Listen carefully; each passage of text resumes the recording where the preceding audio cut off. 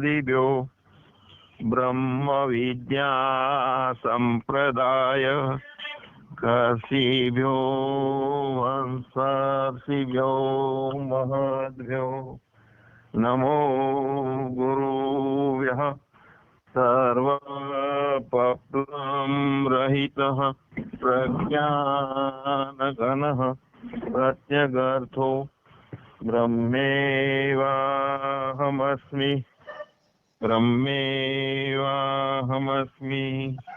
સદગુરુદેવની જય. આજે જેટલી ભૂમિકાઓ જ્ઞાનીની 7 ભૂમિકાઓ આપણે શરૂ કરી, તો એમાં શુભ ઈચ્છા એ પહેલી ભૂમિકા, શુભ વિચારણા એ બીજી ભૂમિકા, તનુમાનસા એ ત્રીજી ભૂમિકા, સત્વાપતિ એ ચોથી ભૂમિકા અને અસંશક્તિ એ 5મી ભૂમિકા. એમાં સત્વાપતિ અને અસંશક્તિ ઉપર તો આપણે બહુ બધા પ્રવચનો લીધા. અને આ 6ઠી ભૂમિકા છે તે પદાર્થ ભાવીની. તો અહીંયા આ સુધીના આપણા જે ભૂમિકાના પ્રવચનો લીધા છે એ મુજબનું આપણું જ્ઞાન, જ્ઞાનીની ભૂમિકાઓ છે. એટલે જેની ભૂમિકા નથી એને આ પ્રવચન સાંભળીને ભૂમિકા થઈ જાય, અને જેની ભૂમિકા હોય એને આ પ્રવચન સાથે એ તાળો મેળવી લે છે. તો પદાર્થ ભાવીની એટલે કે બહારના પદાર્થો જેટલા છે, પદાર્થ રૂપે જે કઈ નામ રૂપે, વસ્તુ રૂપે, ગુણ રૂપે પ્રતીત થાય છે. મતલબ કે બુદ્ધિ ગ્રાહ્ય, અંતઃકરણ ગોચર જેટલું પદાર્થો પ્રતીત થાય છે, એ પદાર્થો પ્રતીત ન થતા હોય એને કહેવાય પદાર્થોનો અભાવ આપણામાં. એટલે આ પદાર્થ ભાવીની એટલે અભાવીની, પદાર્થ અભાવીની આવી અવસ્થા આપણી પોતાની.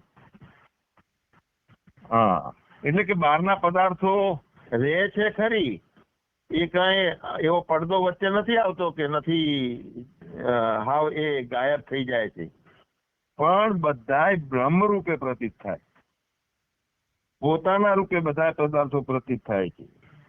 એટલે જગત રૂપે જે પદાર્થો પ્રતીત થતા હતા ત્યાં સુધી અવિદ્યાની વૃત્તિ, પ્રમા ના કારણે એ જગત રૂપે આપણને બધું જ્ઞાન થતું હતું બુદ્ધિને. હવે આ પદાર્થ અભાવીની છે, એટલે પદાર્થનો ભાવ કરનાર કોણ હતું? જગત તરીકેનો તે બુદ્ધિ હતી, મન હતું. તો મનની હાજરી હતી ત્યાં સુધી પદાર્થોનો ભાવ જણાતો હતો. પણ મન ગયું એટલે અસંશક્તિ. તો મન ગયું તો બધું આખું જગત ગયું. એટલે મન કે હારે હાર હે, મન કે જીતે જીત. એટલે 5મી ભૂમિકામાં આપણે બધું જોયું. મુખ્ય એ વાત હતી અસંશક્તિમાં. એટલે મન એ શક્તિઓ ઉત્પન્ન એની હતી પોતાની, કે જગતના તરીકેનું જ્ઞાન કરાવતું હતું. પછી વાસનાઓ અને ઈચ્છાઓ ખૂબ થતી હતી. એ પોતાની ઇન્દ્રિયો સાથેનું મનનું મિલન થાય એટલે એમાં આકર્ષણ ઊભું કરવું, એ વિષય માટેની ઈચ્છા કરવી, આ બધી મનની શક્તિઓ હતી. તો એ શક્તિ દૂર થઈ જાય 5મી ભૂમિકામાં. મન અને વાસનાઓનો ઉપશમ થાય છે 5મી ભૂમિકા અસંશક્તિમાં. એ આપણે જોયું. હવે 6ઠીમાં ઉપશમ થાય છે નહીં, પણ હવે 6ઠીમાં મન અને વાસનાઓનો ક્ષય થાય છે.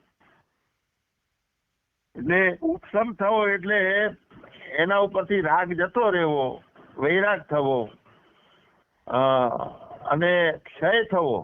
જેમ અગ્નિ છે, એ અગ્નિની અંદર પાણી નાખવામાં આવે તો સંમદન થાય છે, અને એની સાથે અગ્નિ દેખાતો બંધ થઈ જાય છે. પણ અગ્નિ તો રહે છે, પ્રજ્વલિત ઓછો થઈ જાય, ઠંડો થઈ જાય.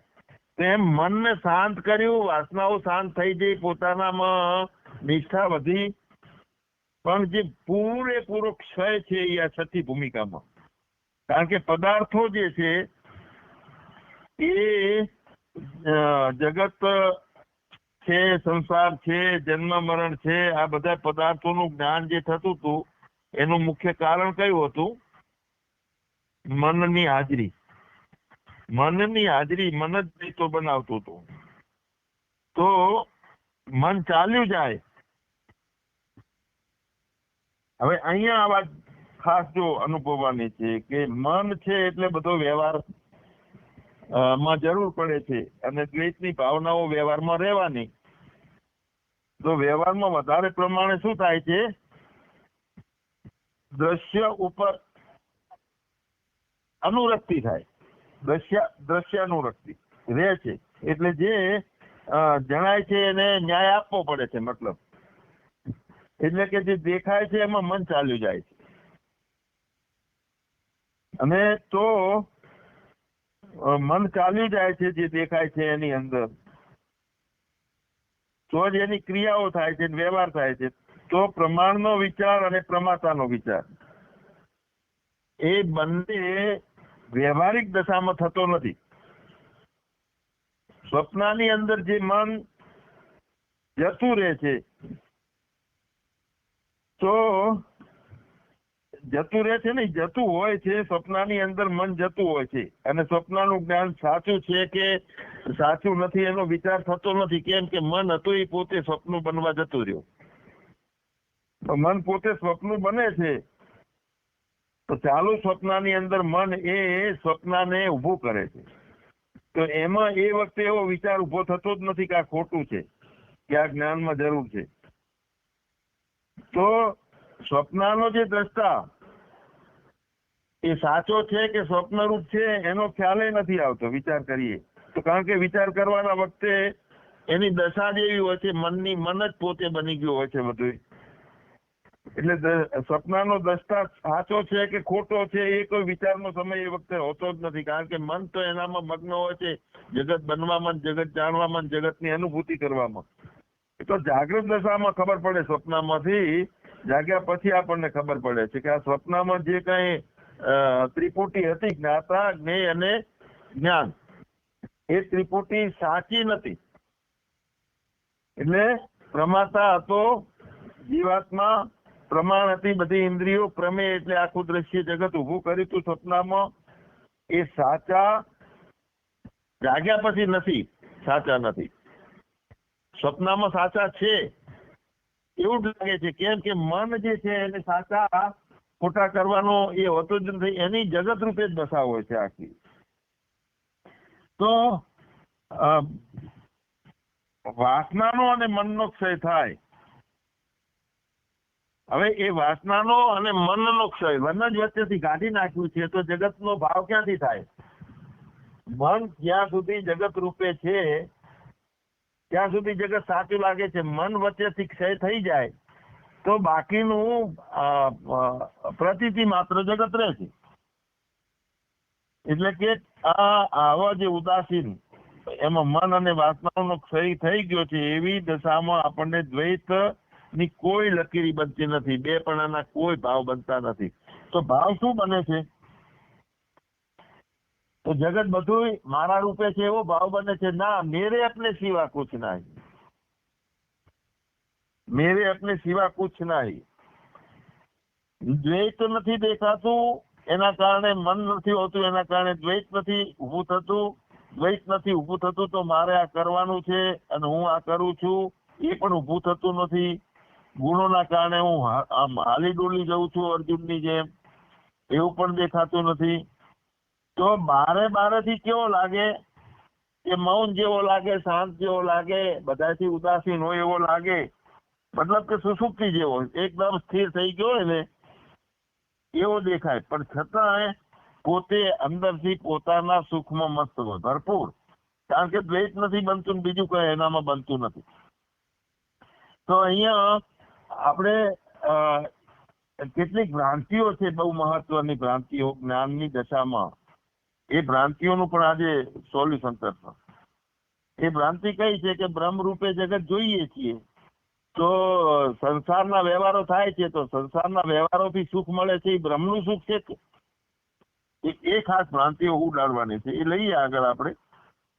અહીંયા મન અને વાસનાનો ક્ષય એવું થઈ ગયું. એટલે જેમ સાપના કંઠમાંથી પોતાની ઝેરની કોથળી ઉતારી લીધી હોય તો એ કઈ અસર ના કરે, એમ હું વચ્ચેથી મન ખતમ થઈ ગયું છે વચ્ચેથી, તો જગતના વ્યવહારો પ્રતીતિ માત્ર રહે છે, સાચા લાગતા નથી. અને પોતાની મસ્તી કદીએ છૂટતી નથી, બિલકુલ પોતાનો પદાર્થો એટલે જે સૂક્ષ્મ રીતે અને સ્થૂળ રીતે આકાશમાં જગ્યા રોકે છે અને મનથી એના અર્થો થાય છે, તે બધા પદાર્થો કહેવાય. તો અહીંયા પોતાના સુખની મસ્તી, તો કેવી મસ્તી હોય એ ઘણી વખત પોતે પોતાની મોજમાં જ હોય, બહાર નીકળતો જ ના હોય, બીજા વિષયોમાં મન જતું જ ના હોય, ત્યારે આપણે એની જોડે જઈને કહીએ ને કે ભાઈ પેલી ટ્રેન આપણે આજે લગભગ દિલ્હી વાળી છે, 9:30 વાગે જાય છે, નહીં તમને ખબર છે? 2-3 વખત કહીએ તો ખબર ના હોય. ઘણી વખત ચંપલ પહેર્યા વગર હેડે વરો, ઘણી વખત કપડું લઈ અને તવી લૂસવાની હોય એના બદલે ખુરશી લૂસવા માંડે. એટલે આ બધું શું થાય કે સમાધિ જેવી એક ભૂમિકા હોય, એને બાવડું પકડીને હલાવીએ કે આમ નતું કરવાનું, આ કરવાનું હતું, ત્યારે એવું પછી ભાનમાં આવે, જગતના ભાનમાં કે હા આ કરવાનું હતું મારે. એટલે એને આ અને હું બંને એકબીજાથી ચોંટી ગયા. આ એટલે જે કરવાનું છે, ઇન્દ્રિયો છે, વિષયો છે, ઈ બધું મન છે, બુદ્ધિ છે, અંતઃકરણ, આ બધું આમાં આવે. અને હું એટલે ચેતન ફક્ત, પણ આ બધું છે એ હું ની અંદર ફેવિકોલ થી ચોંટી ગયું હોય આખું. ઇદમ અને અહમ બંને એક થઈ અને આ પણ છે તે પણ હું બની ગયું, અને હું આ બધું કઈ રહ્યું જ નહીં. એટલે એક જ્ઞાનથી બધાનું જ્ઞાન, એક જ જ્ઞાનથી બધાનું જ્ઞાન, આવી ભૂમિકા એક ઉત્પન્ન થાય છે. પેલા તો બધા પદાર્થો બ્રહ્મરૂપે દેખાય. એકેન વિજ્ઞાતેન સર્વ વિજ્ઞાતમ ભવતી, એટલે એકના વિજ્ઞાનથી બધાનું વિજ્ઞાન જણાય. એટલે વ્યવહાર બધો દ્રશ્યમાં થાય છે. આપણો દ્રશ્યમાં આપણી પ્રેમ રે, અનુરક્તિ રે, તો એ ક્યારે રહે છે કે મનની હાજરી, મન જગતને સત કરે છે તો એ મનમાં દ્રશ્યમાં અનુરક્તિઓ રહે છે. અને મન ચાલ્યું જાય, વચ્ચેથી મન આખું ખતમ થઈ જાય તો શું, તેને નથી શરૂઆત, નથી વચ્ચેમાં અને નથી અંત. નામ રૂપ સાથેનું બધું બ્રહ્મરૂપ જણાય. નથી કોઈ 3 કાળ રહેતા, ભૂતકાળ, ભવિષ્યકાળ, વર્તમાન કાળ, નથી કોઈ દેહની 3 અવસ્થાઓ રહેતી. એટલે નામ રૂપ સાથેનું બધું બ્રહ્મરૂપ છે એવું પણ નથી. કેમ કે એની અંદર એમ છે, પણ એના કારણે કેટલી મુશ્કેલીઓ ઊભી થાય છે. બ્રહ્મરૂપ આપણે બધા પ્રપંચનો અભાવ લાગે છે, એનો અર્થ એવો નથી કે જીવ કે જગત છે જ નહીં. તો જીવ જગત બ્રહ્મરૂપે લાગે છે, અને જીવ અને જગત બ્રહ્મરૂપે લાગવાથી વળી એની અંદર શું મુશ્કેલીઓ ઊભી થાય છે. તો નામ અને રૂપ પણ બ્રહ્મરૂપ છે એવું બધું જોવે છે જોનાર. મોટા ભાગે ફક્ત જાગ્રત અવસ્થાનો જ વિચાર કરતા હોય છે. જીવ અને જગત બ્રહ્મરૂપ લાગે છે તો જાગ્રત બ્રહ્મરૂપ છે, તો સ્વપ્ન અને સુષુપ્તિ એ બ્રહ્મરૂપ છે. તો ફક્ત જાગ્રત અવસ્થાનો વિચાર કરે અને તેને નામરૂપ દેખાય બધા એને, તો બધા નામ અને રૂપ પણ બ્રહ્મરૂપ છે એવું જે જુએ છે. તો સામાન્ય રીતે જે જ્ઞાની છે, ભક્ત સાથેનો જ્ઞાની છે, ભક્તિ સાથેનો જોડાયેલો, તો એની એ નામ રૂપ પણ બ્રહ્મરૂપ છે, એને બીજું કઈ દેખાતું નથી, એવી એક દશા રહે છે. હવે નામ સાથે બધું બ્રહ્મરૂપ છે, નામરૂપ સાથે એવું માનીએ છીએ તો કઈ રીતે મુશ્કેલીઓ ઉભી થાય છે. તો એક તો નામ રૂપનું સુખ જે લેવાતું હોય છે વ્યવહારમાં ઇન્દ્રિયોથી, ઇન્દ્રિયો લેતી હોય છે, શરીરનું કામ શરીર કરતું હોય, જો કઈ દ્રશ્ય માત્રનું કે શ્રવણનું સુખ કે જે કઈ નામરૂપનું સુખ એટલે કે સંસારનું સુખ, તો સંસારનું સુખ પણ બ્રહ્મનું સુખ છે. તો એવી ખોટી બુદ્ધિ ઉત્પન્ન થાય છે. એ ખાસ ખ્યાલ રાખવાનો છે. સંસાર છે જ નહીં તો સંસારનું સુખ માન્યું, અહીંયાથી ભૂલ શરૂ થઈ. ના કુછ હુઆ, ના કુછ હૈ, ના કુછ હોવનહાર. આ ભૂમિકા એ ખોટી બુદ્ધિ ઉત્પન્ન થવાને સંભવ નથી. પણ આ ભૂમિકા ના કઈક છે, કઈક બન્યું છે કે કઈક બનવાનું છે, તો એવી કઈ છે જ નહીં આમાં. પોતાના સિવાય બીજું કઈ નથી. અને પાછું બની ભૂલ ક્યાં થઈ જાય છે કે નામરૂપનું સુખ, સંસારનું સુખ જયારે લેવરાતું હોય, શરીરનું કામ શરીર કરતું હોય, જોવાનું સાંભળવાનું પણ એ સંસારનું સુખ પણ બ્રહ્મનું સુખ છે. આવી ખોટી બુદ્ધિ ઉત્પન્ન થઈ જાય એને. હવે અહીંયા તો શું કરવાનું છે કે જે એમ કાલે વાત કરી હતી કે બે સુખ છે નહીં, બે પણ જ પેલા બાદ કરવાનું છે. એક સૂર્યનો પ્રકાશ ને એક અરીસામાં આવેલો પ્રકાશ, બંને પ્રકાશ એક જ દિવાલ ઉપર ભેગા મળ્યા તો એ અરીસામાંથી આવેલો પ્રકાશ વધારે તેજ વાળો હતો તો મૂછું મરડવા લાગે, અને પેલા સૂર્યના મેઇન પ્રકાશને જઈને દિવાલ ઉપર કે જાજા તારું શું મારા ઉપર આવે, તો બે જેને દેખાતો એને લડાઈ લાગે. પણ પ્રકાશ તો એક જ છે. એનું કારણ જણાઈ આવે કે વિશેષ થયો છે એટલે વધારે ચમકે છે. બુદ્ધિમાં આવી ગયો અને અવિદ્યામાં છે જીવાત્મા એટલે વધારે ખખડે છે. કાં તો હું જ્ઞાની છું એમ કરીને ખખડે છે, કાં તો હું સારો છું એમ કરીને ખખડે છે, કાં તો મારી બુદ્ધિ, હું જ્ઞાનને વધારે સમજી શકું છું એ રીતે ખખડે છે. પણ કોણ ઇન્દ્રિયોથી વિષયનું સુખ લે છે એ સુખ અને પોતાના આનંદ સ્વભાવ, તો એ સુખ તો આપણે જોયું કે એ વૃત્તિઓ શાંત થાય છે અને આનંદ ની ભૂમિકામાં ટચ થઈ જાય છે. તો આનંદ તો પોતાનો છે, બહારનો છે જ નહીં, વસ્તુનો છે જ નહીં, પદાર્થોનો છે જ નહીં આનંદ.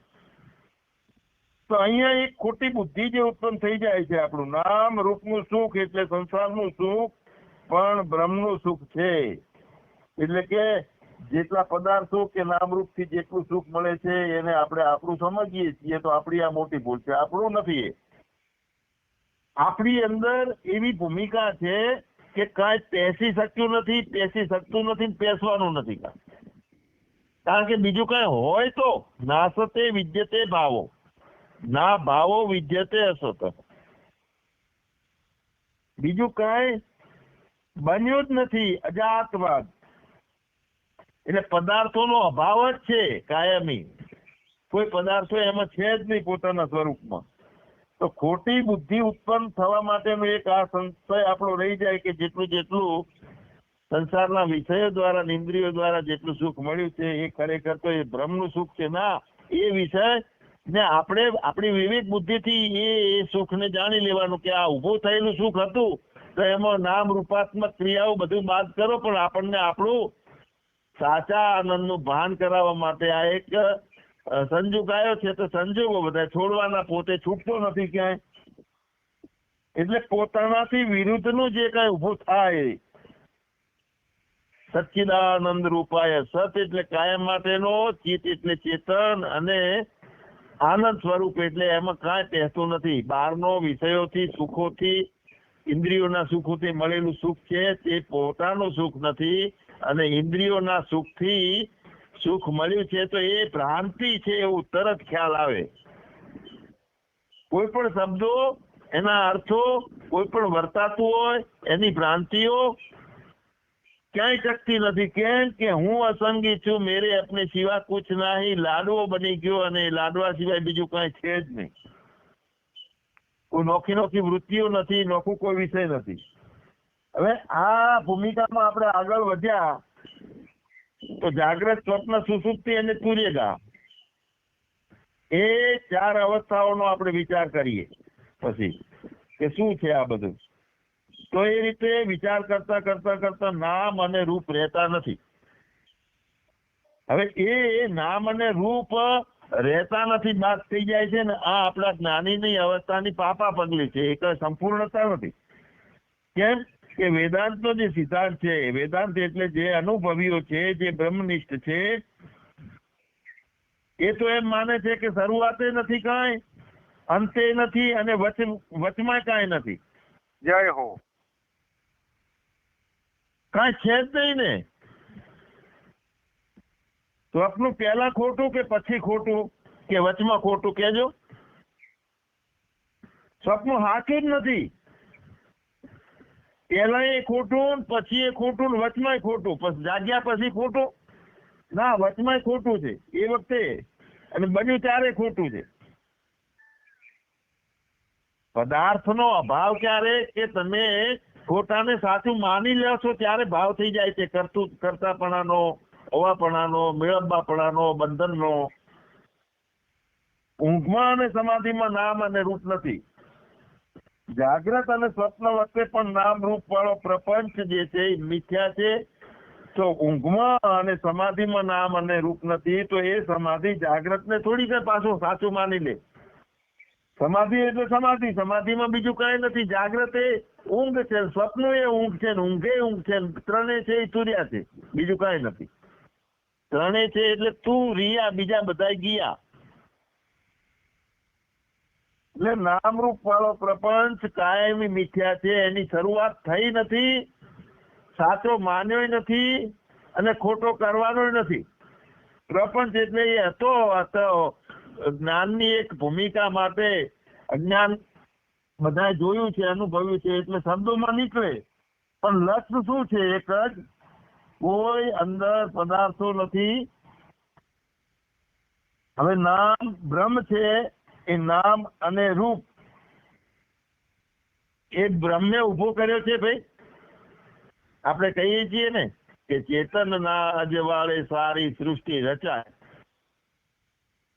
તો ચેતન ના અજવાળે સૃષ્ટિ રચણી આપણે જાણી લીધું, પણ જોનારો એ સૃષ્ટિને અને ચેતનને, એ જોનારો કઈ રીતે જોવે છે? જો એની અંધારે અથડાય છે, અજ્ઞાનમાં અથડાયેલો છે, કે જ્ઞાનથી જોવે છે? ચેતનના અજવાળે તો બે વાત થઈ કે એક ચેતને થયો અને એક સૃષ્ટિએ થઈ ને ઉત્પન્ન થઈ રચાણી. તો સૃષ્ટિએ થઈ રચાણી એવી રીતનો જોયો તે આંધળો. વાતમાં આવે, વાણીમાં આવે, લક્ષ કરાઈને મોરીઓ ઉડી જાય. બે ઘર ઉપર આવીને બે હરખા ઘરો હોય, અને આપણે કહીએ પેલું મારું ઘર, પેલું મારું ઘર, પેલું મારું ઘર, પણ કયું બે એક જેવા છે? તો મોરીઓ આવીને બે ત્યારે કહેવાય કે એ મોરીઓ આવીને બેઠો એ મારું. હવે મોરીઓ ઉડી જાય તો ઘર તો બતાવીને જતો રહ્યો. તો આપણો પોતે છીએ બ્રહ્મ છે, એ નામ રૂપને ચલાવનારો નથી. એના અજવાળે સૃષ્ટિ રચાય, તો સૃષ્ટિ એટલે શું? વચ્ચે એના અજવાળે માયા હશે, માયાએ સૃષ્ટિ રચી, નામ રૂપાત્મક ગુણાત્મક બધી ભવાટવી ઉભી કરી છે. પણ ક્યાં સુધી એ અવિદ્યા હતી ત્યાં સુધી એ ગાણા ગાતા હતા કે ભાઈ ચેતનના અજવાળે સારી સૃષ્ટિ રચાય. હવે પોતાનામાં સૃષ્ટિ એ નથી, રચવા પણ નથી, અને રચિતા નથી ને. વેદાંત થી કહેવું પડે કે બ્રહ્મ અભિન્ન નિમિત્ત ઉપાદાન કારણ છે. તો નિમિત્ત અને ઉપાદાન કારણ છે એમ કહેવું પડે, પણ બ્રહ્મ શું? તો એમાં શું છે? શેનો કોઈ ઉપાદાન નથી, શેનું નિમિત્ત? બધું છૂટી જાય. જેટલું બુદ્ધિથી, વાણીથી જેટલું જાણ્યું, જેટલું અનુભવ્યું. તો નિષ્પ્રપંચ આવા વાક્યો છે કે ભાઈ નિમિત્ત અને અભિન્ન નિમિત્ત ઉપાદાન કારણ બ્રહ્મ છે. તો આ નિષ્પ્રપંચ વાક્ય છે, પણ સપ્રપંચ વાક્ય કરતા એ બળવાન છે એટલું માનવાની જરૂર છે. બાકી બ્રહ્મમાં એના કારણે કોઈ વિરોધ ઉભો થતો નથી કે હું સૃષ્ટિ મારામાં રચણી છે, એના સૃષ્ટિ છે. કોઈ સંસ્કાર જ નથી સૃષ્ટિનો, સૃષ્ટિ રચણી જ નથી. જેમ શ્રુતિ ભગવતી કહે છે, શાસ્ત્રો કહે છે, અનુભવીઓના અનુભવો કહે છે, એ મુજબ કોઈ પણ જ્ઞાનના વાણીના શબ્દોનો આશ્રય આપણે કરવાનો છે. બધું ઉડી જાય છે. એક જ લક્ષ રહે છે કે ભાઈ ચિત્તની વૃત્તિઓ ઘન બની ગઈ, મતલબ કે બધી કુલેર હતી બધી લાડવો બની ગઈ.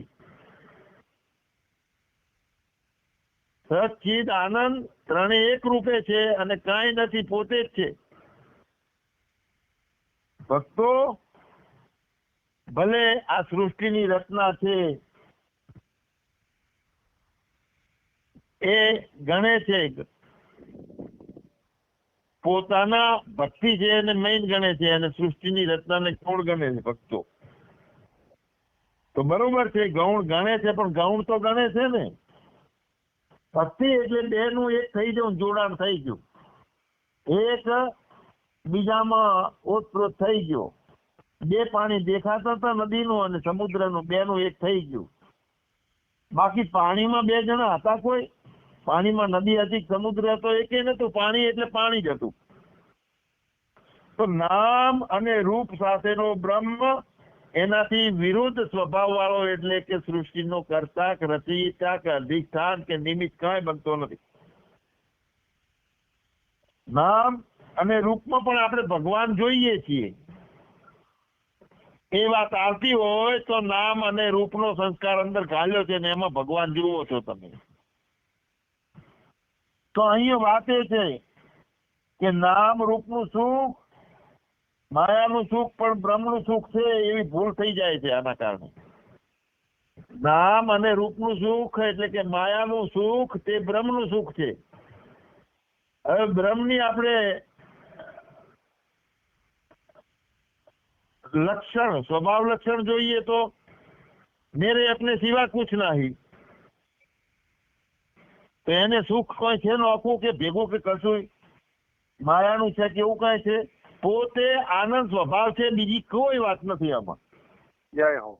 નામ અને રૂપનું સુખ એટલે કે માયાનું સુખ પણ બ્રહ્મનું સુખ છે. તો એમાં તો ભવાટવી ઊભી છે કે નામે ઊભું છે, રૂપે ઊભું છે, માયા ઊભી છે અને સુખે ઊભું છે. અને પછી એક સુખ ગણવા જતા ત્રણ ને ઉડાડો તો ઉડાડવા વાળો ઊભો છે. તો કેટલી મોટી ભૂલ થઈ જાય છે નિષ્ઠામાં. તો ત્યાં આઈકને જે આ ગીતાજીનો કયો કહેવાય છે, નામ હું ભૂલી જઉં છું. ગુણા ગુણેશુ વર્તન્તે ઇતિ મત્વા તત્વવેતુ. તો માને છે પ્રતીતિમાં બધું માનવાનું, ખાલી ગુણોમાં વર્તે છે. એ તો એક પોતાની અસંગતા છે એટલે બીજું કઈ બોલી શકાય નહીં, એટલે એમ બોલવું પડે કે ગુણોમાં વર્તે છે. ગુણો નથી, વર્તવાનું નથી, બીજો કોઈ ગુણે નથી, એવી એક પોતાની નિષ્ઠા. તો અહીંયા ભગવાન બધે છે એ વાત બરોબર છે, એ દર્શન સાચું છે, પણ બધું સુખ એ ભગવાનનું સુખ નથી. કારણ કે બધું સુખે નથી, ભગવાનને બીજું કોઈ સુખે નથી. પોતે સુખ સ્વભાવ છે, પોતાનો આનંદ સ્વભાવ છે. અને પોતાનો આનંદ સ્વભાવ છે એમાં કયો પદાર્થનો ભાવ? જો ભાવ થતો હોય કે વસ્તુથી મને સુખ મળ્યું, ઇન્દ્રિયોથી મને સુખ મળ્યું, ચાટવાથી મને સુખ મળ્યું, સૂંઘવાથી સુખ મળ્યું, ભલે આપણે અભ્યાસ કરવા માટે કીધું કે આ સુખ મળ્યું, પણ એ વૃત્તિ શાંત થઈ એટલે એ કીધું. અને બ્રહ્મને મળી એટલે બ્રહ્મ લહેરિયું આવી ગયું એ કીધું. પણ એ લહેરિયું જે છે એમાં બધો પ્રપંચ છૂટી જાય. હું પોતે આનંદ સ્વરૂપ, હું પોતે છું, બીજું કઈ નથી. તો એકેન વિજ્ઞાતેન સર્વ વિજ્ઞાત ભવતિ. એક ને જણાય છે તો બધાનું જાણવાનું એમાં આવી જાય છે. કેવી રીતે આવી જાય છે બધું જાણવાનું? કે જુઓ મારું તો કઈ નથી, તો માયા કેટલું દેખાડી દીધું. કારણ કે જ્યાં સુધી દેહ ને ઇન્દ્રિયો છે તો આ મન બુદ્ધિ થી મટી ગયેલી મન બુદ્ધિ થી આ વિચારો આવશે કે કઈ નથી, તો માયા કેવું બે કરી દેખાડે છે. એક જ કપડું ને એની અંદર ગાંઠ મારી તો ગાંઠ નોખી દેખાવા લાગી. કપડા છોડ્યું નથી, કપડું અંદર ગાંઠમાં અંદર બહાર ઓતપ્રોત છે. અને ભાગ પાડવા જઈએ તો ગાંઠ અને કપડું બંનેના ભાગ પડતા નથી. તો એક જ જાણી લો, એ કપડું જાણી લીધું તો બધી ગાંઠની જણાઈ આવી, ખાલી કે પ્રતીતિ એમાંથી ને આમાંથી ઊભી થઈ.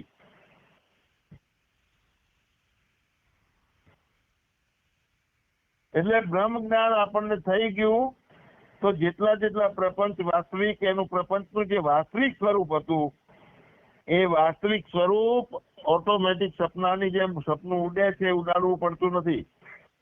જાગૃતિમાં સપનું ઉડે છે. તો જેટલા પોતે જ્ઞાની થઈ ગયા છીએ, અહમ નિર્વિકલ્પો નિરાકાર રૂપો એ થઈ ગયું છે, તો પ્રપંચો વાસ્તવ સ્વરૂપ પ્રપંચોનું સ્વરૂપ હતું જ નહીં, પણ એ વાસ્તવિકતામાં સ્વસ્વરૂપે એટલે સચ્ચિદાનંદ જ છે, બીજું કાંઈ નથી. અને જ્યાં જાઉં ત્યાં મને ભાળું, બ્રહ્મ લટકા કરે બ્રહ્મ પાસે, પણ પદાર્થોનો અભાવ એટલે કે નામથી, શબ્દથી અને જે અર્થો થાય છે, જ્ઞાન માટેના યુક્તિઓ થાય છે, તોડવાની છોડવાની, આ બધું જે થાય છે એ તો આ બધું કરવું પડે છે. જેને જેને પ્રપંચ વધારે ધારણ થયેલા હોય છે ને, એ પ્રપંચો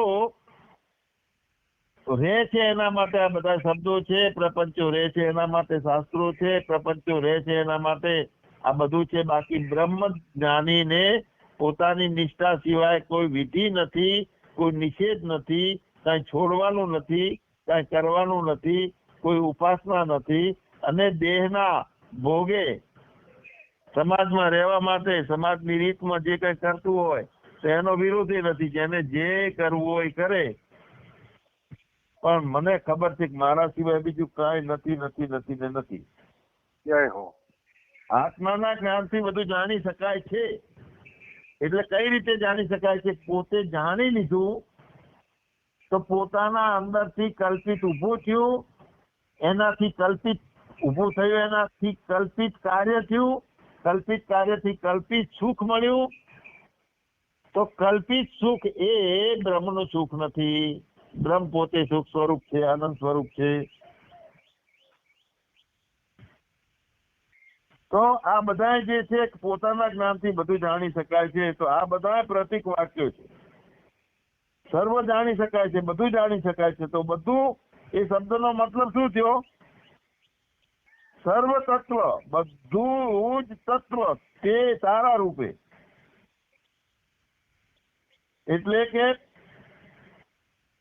કેવું છે? નામ રૂપ અને ગુણ વાળી સૃષ્ટિથી પર છે તત્વ. તો સર્વ જે અહીંયા કીધું કે આત્માના જ્ઞાનથી સર્વ જાણી શકાય છે, એટલે કે સર્વનો અર્થ એ થયો કે તત્વ, સર્વ તત્વ રૂપે છે. એવું આજી જેવું આંખમાં અંજન દેખાય બધે કૃષ્ણ કનૈયો. હવે અહીંયા બે વાત આવે છે કે મને મારે વ્યાપક, જેમ મોટા કાપડની અંદર પાણી ઓતપ્રોત સમાઈ ગયું છે, એમ હું આખા જગતમાં અણુ રૂપે, પ્રકાશ રૂપે, તેજ રૂપે સમાઈ ગયેલો છું. બધું તેજ થી અણુથી બનેલું છે. તો બીજું કાંઈ નથી. કાટ ઘડિયા પછી નામરૂપ જુજવા એ લાગે છે આ બધું. તો એ વ્યાપકતા મારી છે એ માનવાની, કે મારી લાડવો થઈ ગયો એ માનવાનું મારે. તો અહીંયા ભેદ બુદ્ધિ જે છે એ ભેદ બુદ્ધિ હજુ બેઠી છે એમને. ક્ષમતા જે છે, ક્ષમતા અંદર સોનામાંથી વેટી એની અંદર જોઈ તો પોતે સોનામાંથી નોખી પડી શકતી નથી. વેટી સોનામાંથી વેટી બહાર નીકળી જતી નથી. માટીની અંદર આપણે ઘડો જોયો તો માટીમાંથી ઘડો કે બહાર નીકળી જતો નથી. એમ આપણા પોતાનામાં જગત જોયું તો આપણને છોડીને કાંઈ છે જ નહીં. આપણામાંથી નોખું પડી શકતું નથી. અહીંયા તમે એક દ્રષ્ટિ કરો કે વિવર્ત ભાવ જે છે મારામાંથી જ ઉત્પન્ન થયેલું, પણ ઉત્પન્ન થયેલું અને બીજું છે એ ભાવ રહેતો જ નથી કાયમ. કે કારણ કે હું કાયમ માટે છું, બીજું કાંઈ બન્યું નથી. જેની આંખમાં માટીનો આખો 5, 25, 50, 500 કિલોનો આખો ઢગલો દેખાતો હોય અને માટીનો ઘડો દેખાતો હોય, તો એની આંખમાં શું હોય કે લોકો કારણ કયું અને કાર્ય કયું? એની આંખની સામે મોટો માટીનો ઢગલો 50, 100, 200 કિલોનો દેખાતો હોય અને ઘડાય દેખાતો હોય બધા. તો ઘડો કાર્ય અને માટી છે એ કારણ. તો જેની દ્રષ્ટિમાં બંને માટી છે, માટીનો ઢગલો માટી છે ને ઘડો માટી છે, તો અહીંયા કાર્ય કોણ ને કારણ કઈ? કાંઈ નહીં, કાર્ય કારણ નો લય. કલ્પિત દ્વૈત હતું એ પ્રતિભાસિત થતું હતું ફક્ત, અને એ પ્રતિભાસ એટલે કે ચિદાભાસ દશામાં, પ્રતિભાસ દશામાં પોતાના કલ્પનાના અધિષ્ઠાન એના કારણે આપણને પ્રપંચ દેખાતો તો કલ્પિત બધું જે ઊભું કર્યું અધિષ્ઠાને, કલ્પના ઊભી કરી. હવે હકીકતમાં મૂળ અધિષ્ઠાન છે, એમાં બંને હરખું છે, માટી હરખી છે, ઘડો હરખો છે, કોઈ સ્વરૂપ બનતું જ નથી, કોઈ કાર્ય નથી, કોઈ કારણ નથી. મિથ્યા ભાવનો શબ્દ ક્યારે આવે? સત્ય ભાવની અપેક્ષાએ આવે. તો જગત મિથ્યા છે કે જગત છે જ નહીં? પરમ જ્ઞાની છે એના માટે જગત છે જ નહીં, અને જ્ઞાનમાં અભ્યાસ છે એના માટે મિથ્યા છે જગત. તો પદાર્થ ભાવિની જે પ્રવચન છે આ વધારે આપણે આવતીકાલે સમજશું. સચ્ચિદાનંદ ભગવાનની જય, સદગુરુદેવની જય.